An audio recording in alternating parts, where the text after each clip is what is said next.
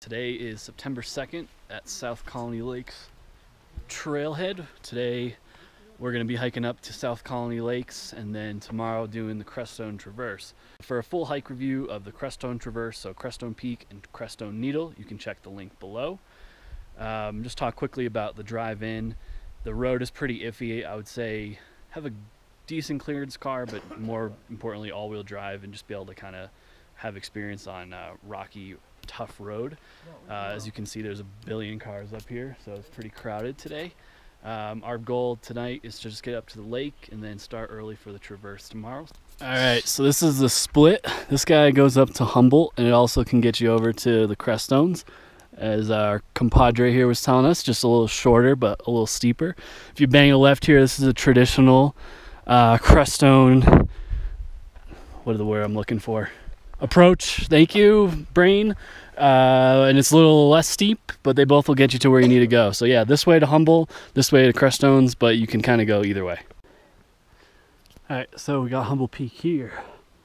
We got Broken Hand Pass up here. Creston Needle is here. The way we're going to be coming up from the traverse tomorrow is up the right side there. And then Crestone Peak is in the distance on the back side. So my next check-in won't be until tomorrow, and we'll be probably near Crestone Peak at that time. Early morning light, working our way up Crestone Needle, Peak, sorry.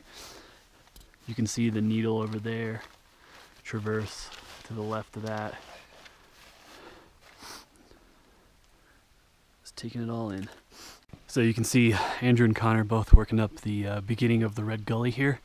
This is the proper gully you want to ascend via to get to Crestone Peak and also the Needle Traverse. So we're working our way up the Red Gully here. You can see Connor ascending. It's a fairly evident path. The only thing that I would say is in the spring months when the snow melts a little higher, just be careful picking your route with the wet stone. Right now it's pretty evident that we stay to the left, kind of working up this, and then we're just moving our way up. So just taking a little break here. We're almost to the ridgeline of Crestone Peak, which is up yonder. Can't really see it from here. I'll give you a whirl around here, show you down the Red Gully. So you can see it's pretty steep. The trail conditions are pretty stable though. Just kind of find the most solid rock. You can see like the little dirt paths in between. I would avoid those if you can and just kind of stick to the more solid stuff. Alright, so we got Kit over here. Right there, the kind of flat one. Then if you look in the distance, you got Challenger. This is the top of the Red Gully. The top of Crestone Peak is right over yonder.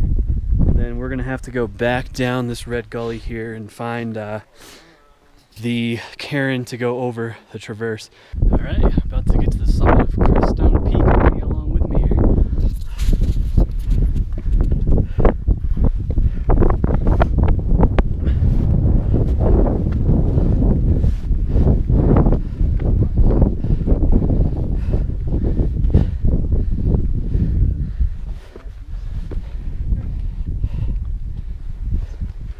All right, peak number 34 for me.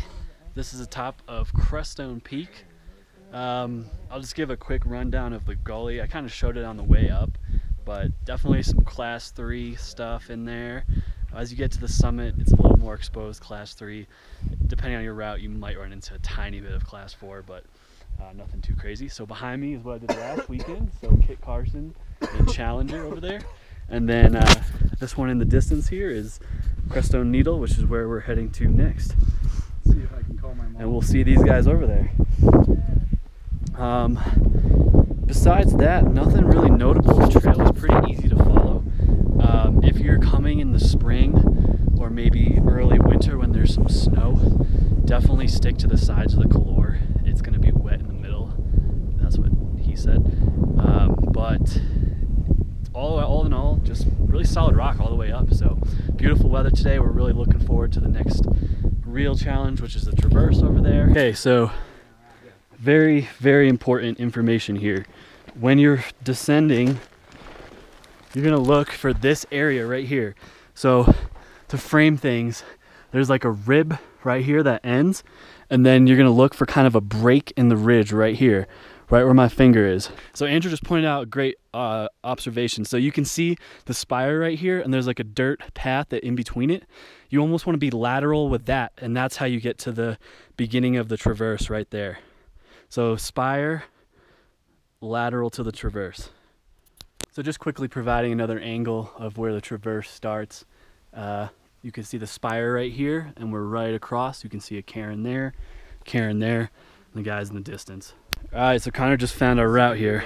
So basically, we're gonna descend this little guy right here, work our way to that rib over there, and you could, what's this thing called? The black, whatchamacallit? Gendarme. Black gendarme. Not 100% sure. Something with a G, it's French.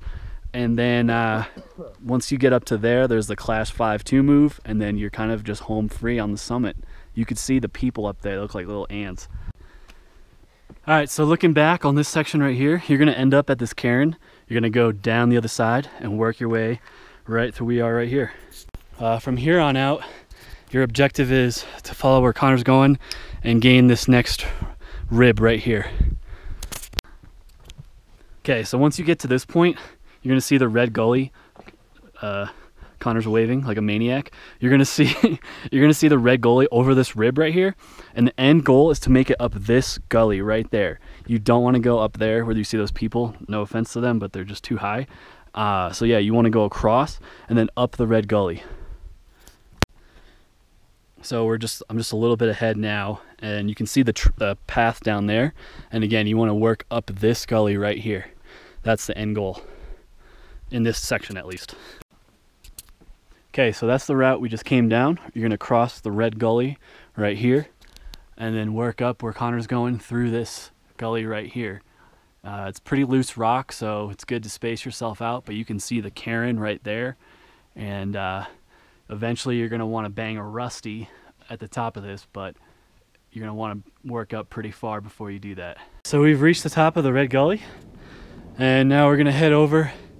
Connor's heading straight beeline. There's a cairn right there, and then once we hit that cairn, we're gonna bang a left and start working our way up to the final pitch, which is up there.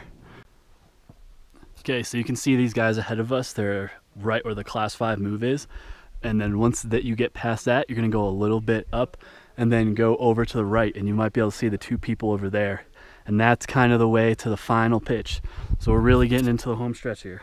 So this is the Class 5 move of this route. It's why the entire route is a Class 5 traverse. It's a 5-2 route here, and we're gonna have Connor go first, and he'll show you how it's done. Okay, everyone made it up the 5-2 scramble. Looking back down there is where we came from, and we're gonna take a right here, hug this ridge, and keep going to the final ridge line. Okay, so the 5-2 move gets all the love as far as like the most difficult thing, but honestly there's a section right there that's really airy, super exposed, that I think is mentally just as tough as the physical toughness of the 5-2 down there. So once you round the corner here, I'll give you a quick whirl around, you're gonna end up right here, and you're gonna see the girl in the white right there. She's going up to that white rock. That's the goal of where you're trying to get to next. Of course, your final traverse is right up there as well. And so the exposure begins. Okay, so you can see the people right there working their way up the final steepest pitch, most exposed pitch. We're gonna kind of just shimmy the way up this little like crack right here. This is a pretty good look back, so you can see Crestone Peak in the distance there, and then you might be able to make out some people kind of working their way along the traverse. This is pretty exposed, but again, great footholds, great handholds. Don't sell out on anyone though. Always try to keep 3 points of contact. If you can't do that, do 2. And just be confident and just take your time. I would say so far we haven't done the final pitch, obviously, but I would say so far Final pitch up the needle. I would say the toughest part. We're doing fucking great. I would say the toughest part is definitely the knife edge, mentally, and then physically the 5-2 move down there.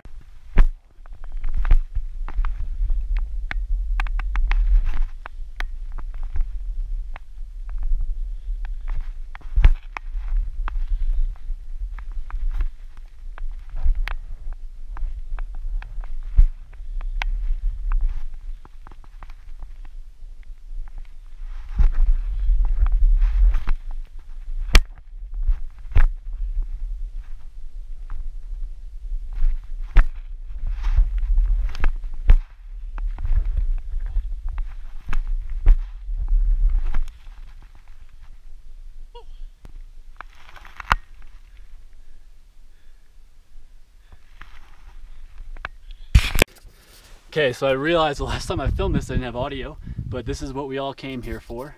This is the final crux, ridge, however the fuck you want to put it, of Crestone Traverse. Connor's working his way up. As you can see here, there's a bunch of different ways. I would think that this side, I should probably point, hold on. This side right here is obviously a little more steep. But that side is a little more exposed. So it's kind of pick your poison. You'll see the exposure right off the bat. It's a big drop right to the South Colony Lake, honestly. So trail finding to this point has been fairly easy. Just kind of be aware, and my advice, obviously, when you're going up this final pitch here, just take your time, deep breaths, and look at what's in front of you and test your holds. Don't sell out on any hold, and selling out means, you know, putting all of your weight on one hold, because if that one goes, so do you.